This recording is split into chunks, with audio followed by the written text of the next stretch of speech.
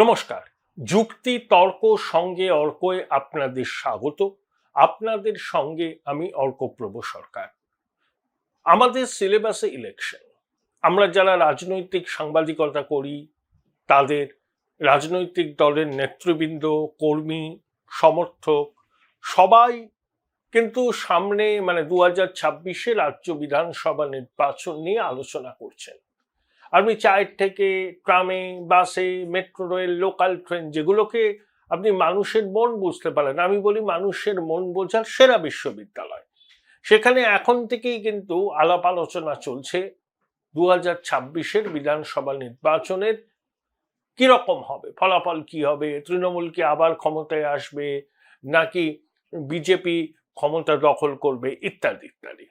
দেখুন, রাজ্যের শাসক দল ইলেকশন মোডে চলে গেছে। দীর্ঘ শীতঘুম কাটিয়ে আবার আইপ্যাককে সক্রিয় করা হয়েছে। অভিষেক বন্দ্যোপাধ্যায় এবং মমতা বন্দ্যোপাধ্যায়ের মধ্যে যে মানসিক দূরত্ব ছিল, সেই দূরত্ব পুরোটা না হলেও অনেকটা কমেছে এবং মমতা বন্দ্যোপাধ্যায় অভিষেককে সর্বদলীয় প্রতিনিধি যে যাচ্ছে, পাহেলগাম কাণ্ডের পর ভারতের অপারেশন সিন্দুর, পাকিস্তানের প্রত্যাঘাত মানে পাকিস্তান আর্মি ইনস্টলেশনকে ইচ্ছাকৃতভাবে আক্রমণ করেছিল, কিন্তু ভারতের তো লক্ষ্য ছিল না পাকিস্তানের সেনাবাহিনী এবং সিভিলিয়ান। আমরা টেররিস্টদের ইনফ্রাস্ট্রাকচার ধ্বংস করেছিলাম। India kills and Pakistan compensates. কিন্তু পাকিস্তান জঙ্গিদের মনে করে যে জঙ্গিবাদ হতে তাদের রাষ্ট্রীয় নীতি, তাই টেরর ঘাঁটিকেই নিশানা করায় পাকিস্তান ভারতীয় সেনাবাহিনী এবং ভারতীয় সিভিলিয়ানদের উপর হামলা চালিয়েছে, মুহূর্তের জবাব পেয়েছে। সেই সব নিয়ে ভারতের যে অবস্থান সেটা বিশ্বকে বোঝাতে সর্বদল যাচ্ছে সাংসদরা, তার মধ্যে অভিষেকও আছেন। কিন্তু অভিষেক এবং মমতা বন্দ্যোপাধ্যায়ের মধ্যে যে একটা মানসিক দূরত্ব তৈরি হয়েছিল, সেই দূরত্ব অনেকটা কেটেছে। উত্তর কলকাতা এবং বীরভূম ছাড়া অন্য জায়গায়, অন্য সব জেলাতেই সভাপতি আছেন তৃণমূলের, কিন্তু ওই দুটো জেলায় কোনো সভাপতি নেই। এবং এখনো পর্যন্ত যা খবর পাওয়া যাচ্ছে, তৃণমূল তাদের যে প্রার্থী তালিকা তৈরি করছে, সেই প্রার্থী তালিকায় কারা প্রার্থী হবে সে সম্পর্কে অনেক মূল্যায়ন করা হচ্ছে, সংস্থা করছে এবং মমতা বন্দ্যোপাধ্যায় করছেন। প্রশাসনের কাছ থেকে ইনপুট নেওয়া হচ্ছে, কার কিরকম গ্রহণযোগ্যতা, কার বিরুদ্ধে কি অভিযোগ আছে, ইত্যাদি ইত্যাদি। কিন্তু বিজেপি খুব একটা পিছিয়ে নেই। তৃণমূলের যেমন আইপ্যাক, বিজেপিরও কিন্তু এরকম 3টে সংস্থা আছে যারা নিবৃত্তে কাজ করে। তার মধ্যে একটি হলো অ্যাসোসিয়েশন অফ ব্রিলিয়ান্ট মাইন্ডস, এছাড়া আরো 2টো সংস্থা আছে। মোট 3 থেকে 4টি সংস্থা কিন্তু সারা বছর কাজ করে। যখন যে রাজ্যে নির্বাচন হয় সেই রাজ্যে তাদের এমফ্যাসিস বেশি থাকে। এখন পশ্চিমবঙ্গ, বিহার, আসাম, কেরল, এই 4টি রাজ্যে বিজেপির হয়ে যারা এই সমস্ত সমীক্ষা টমীক্ষা করে তারা খুব ব্যস্ত। দেখুন, এবার বিজেপির প্রার্থী তালিকায় আপনারা যদি এক্সপেক্ট করেন বিরাট কিছু চমক টমক থাকবে, আমার ধারণা সেরকম কোনো চমক থাকবে না। আপনারা চমক বলতে যদি বোঝেন যে তৃণমূল থেকে ভাঙিয়ে আনা কোনো নেতা, ফিল্ম স্টার, ক্রিকেটার, এদেরকে বিজেপি প্রার্থী করলো, যেটা 2021 সালে প্রতিদিনই দেখতাম মুকুল রায় এবং কৈলাস বিজয়বর্গী বিজেপির ফ্ল্যাগ অভিনেতা অভিনেত্রী টার্নকোটদের হাতে তুলে দিচ্ছেন। এবার সেই সম্ভাবনা অতটা থাকবে না। তার মানে এই নয় যে চিত্র জগৎ, খেলার জগৎ থেকে প্রার্থী হবে না। এবার প্রার্থী চয়ন করার ক্ষেত্রে কিছু মাপকাঠি তৈরি করা আছে।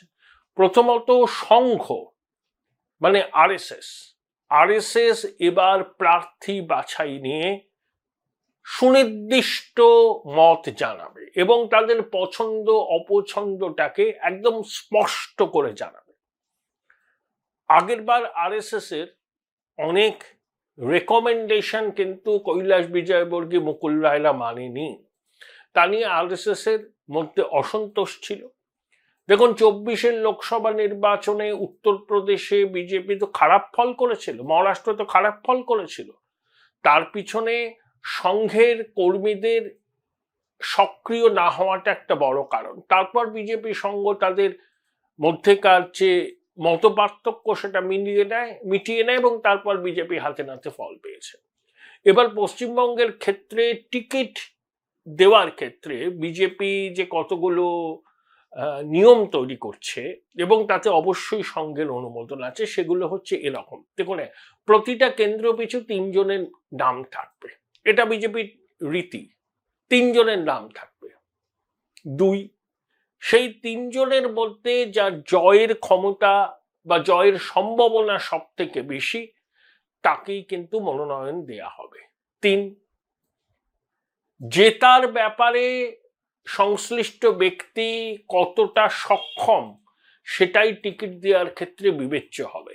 তিনি বিজেপির আদিকাল থেকে বিজেপির সঙ্গে যুক্ত, না বিজেপিতে সম্প্রতি এসছেন, না 5 বছর এসছেন, সেটা কিন্তু বিবেচ্য হবে না। যাকে টিকিট দেওয়া হবে তিনি জয় ছিনিয়ে আনতে পারবেন কিনা সেটাই হচ্ছে প্রধান বিবেচ্য। 4, যারা বিজেপির টিকিটে 2021-এ নির্বাচিত হয়েছিলেন তারা যে সবাই নির্বাচনে টিকিট পাবেন এমন কিন্তু কোনো গ্যারান্টি নেই। বিধায়কদের অনেকেই এলাকায় যোগাযোগ রাখেন না, তারা প্রত্যেকেই কেন্দ্রীয় বাহিনীর নিরাপত্তা পান, বাজার করতে গেলেও কেন্দ্রীয় বাহিনীকে সঙ্গে নিয়ে যান, এবং মানুষের সঙ্গে তাদের যোগাযোগ অনেকেরই, সবার নয়, কিছু আছে একদমই নেই। তাদের মনোনয়ন, ভাগ্যে মনোনয়ন এবার নাও জুটতে পারে। শোনা যাচ্ছে এরকম, ফাইনাল সিদ্ধান্ত তো বিজেপির সেন্ট্রাল পার্লামেন্টারি পার্টি নেবে, ওরাই সিদ্ধান্ত নেয়, এবং প্রতিটা কেন্দ্র পিছু 3 জনের নাম থাকে।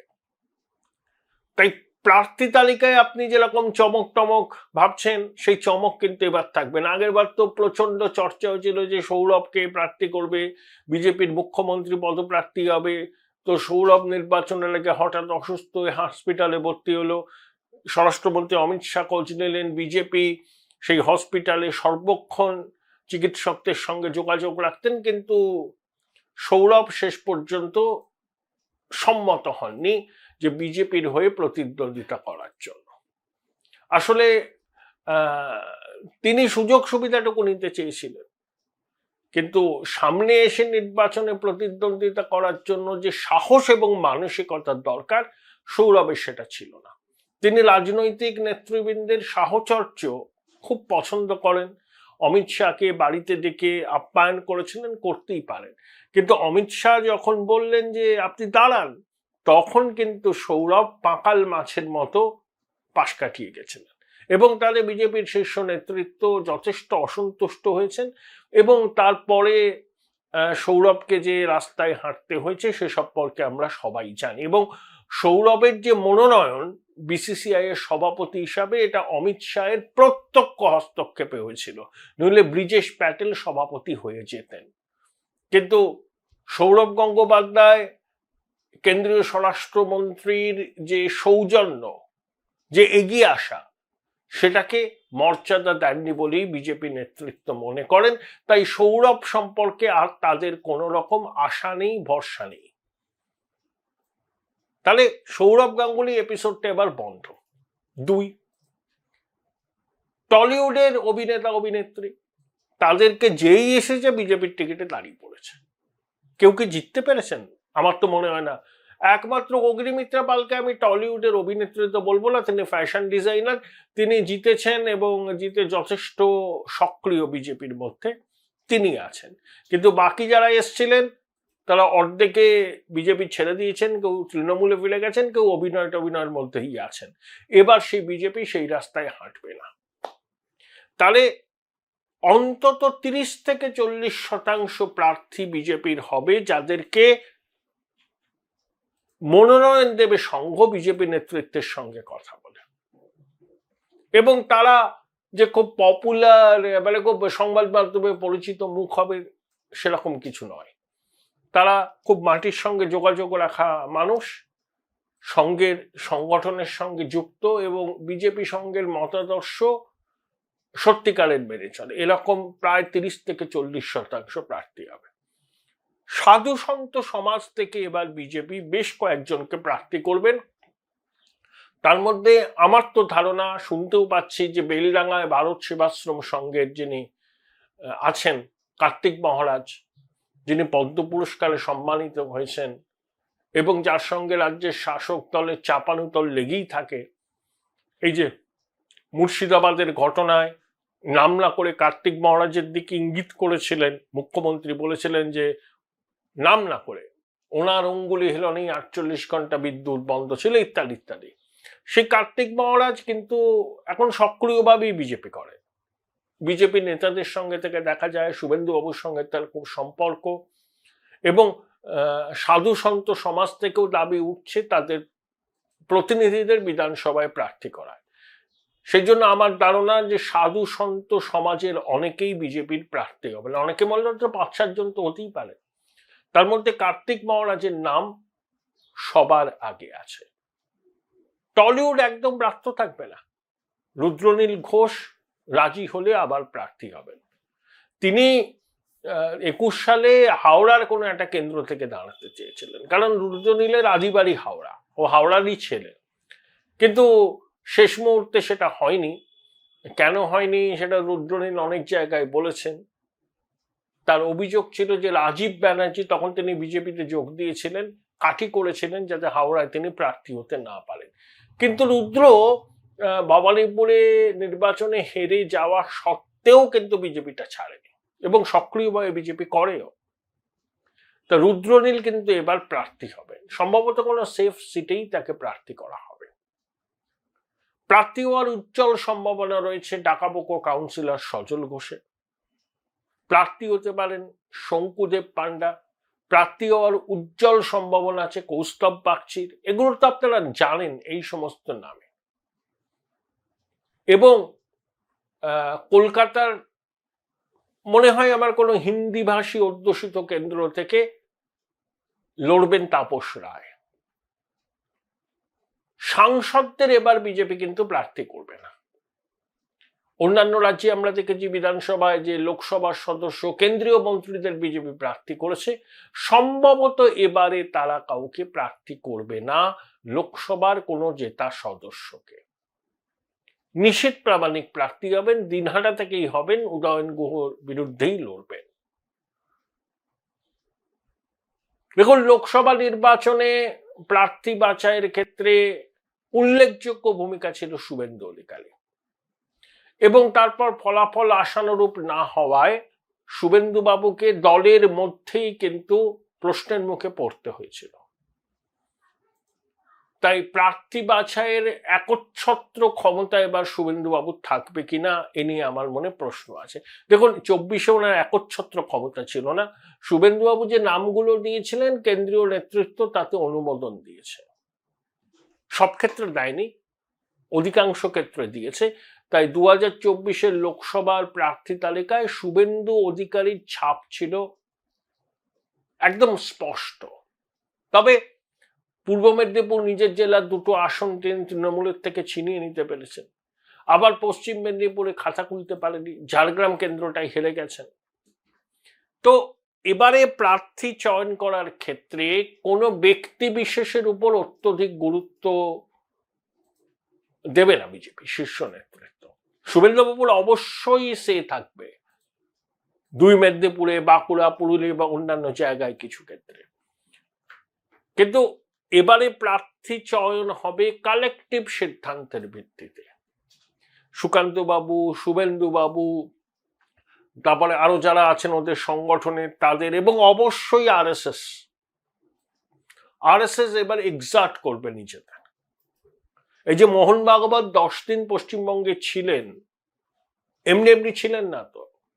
শ্যামাপ্রসাদ মুখোপাধ্যায়ের জন্মভূমি কর্মভূমিতে পদ্মফুল ফোটানো বিজেপির কাছে চ্যালেঞ্জ, সঙ্গের কাছেও চ্যালেঞ্জ।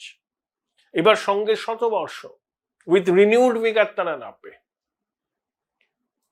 এবং দেখুন, বিজেপি আমার ধারণা মাহফুজা খাতুন বা এরকম 2-1 জন ছাড়া আর কোনো সংখ্যালঘু সম্প্রদায়ের কাউকে বিজেপি প্রার্থী করবে না। বিজেপি তো মুসলমান সম্প্রদায়ের কাউকে প্রার্থী করে না, এবং সম্পূর্ণ পোলারাইজেশনের আবহে ভোট হবে, এটা নিয়ে কোনো সন্দেহ নেই।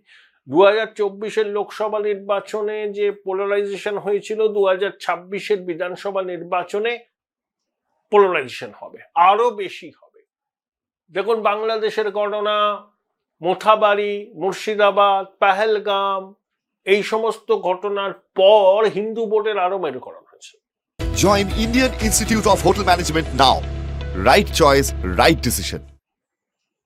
অন্তত এই সমস্ত ঘটনার পর বিজেপির পক্ষে অন্তত 3% ভোট বৃদ্ধি হয়েছে।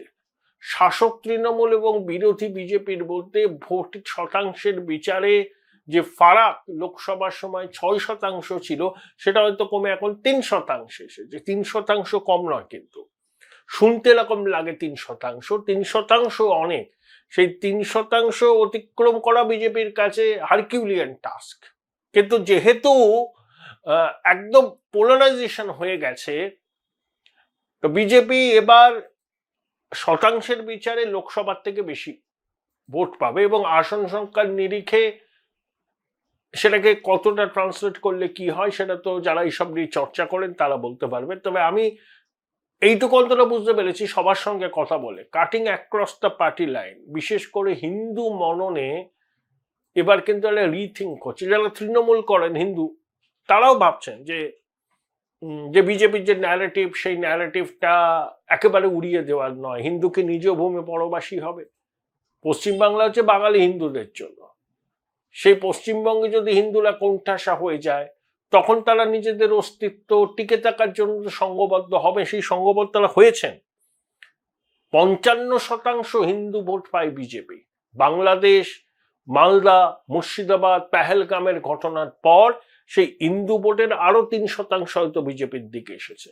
অনেক অবজারভার, সেফোলজিস্ট কিন্তু এরকম বলছেন।